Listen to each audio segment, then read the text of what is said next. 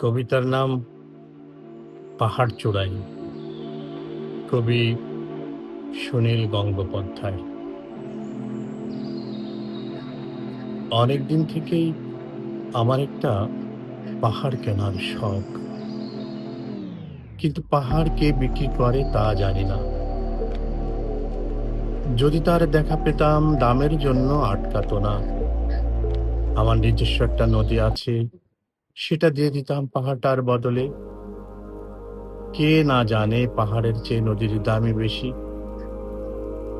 পাহাড়ি স্থানু, নদী প্রবাহমান, তবু আমি নদীর বদলে পাহাড়ই কিনতাম, কারণ আমি ঠকতে চাই। নদীটাও আমি অবশ্য কিনেছিলাম একটা দ্বীপের বদলে। ছেলেবেলায় আমার বেশ ছোট্টখাট্ট ছিমছাম একটা দ্বীপ ছিল, সেখানে অসংখ্য প্রজাপতি।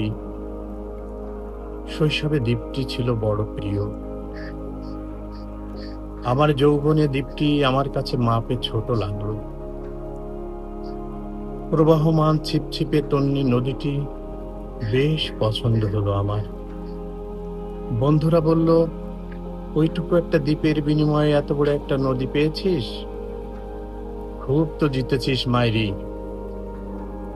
তখন জয়ের আনন্দে আমি বিহ্বল হতাম।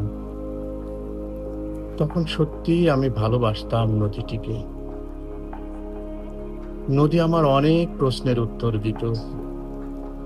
যেমন, বলতো আজ সন্ধ্যাবেলা বৃষ্টি হবে কিনা। সে বলতো, আজ এখানে দক্ষিণ গরম হাওয়া। শুধু একটা ছোট্ট দ্বীপে বৃষ্টি, সে কি প্রবল বৃষ্টি, যেন একটা উৎসব। আমি সেই দ্বীপে আর যেতে পারি না। সে জানতো, সবাই জানে, শৈশবে আর ফেরা যায় না। এখন আমি একটি পাহাড় কিনতে চাই। সেই পাহাড়ের পায়ের কাছে থাকবে গহন অরণ্য।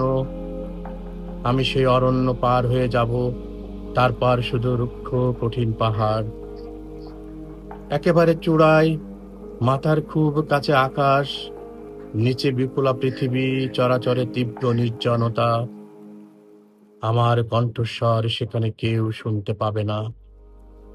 আমি ঈশ্বর মানি না, তিনি আমার মাথার কাছে ঝুঁকে দাঁড়াবেন না। আমি শুধু 10 দিককে উদ্দেশ্য করে বলবো, প্রত্যেক মানুষই অহংকারী।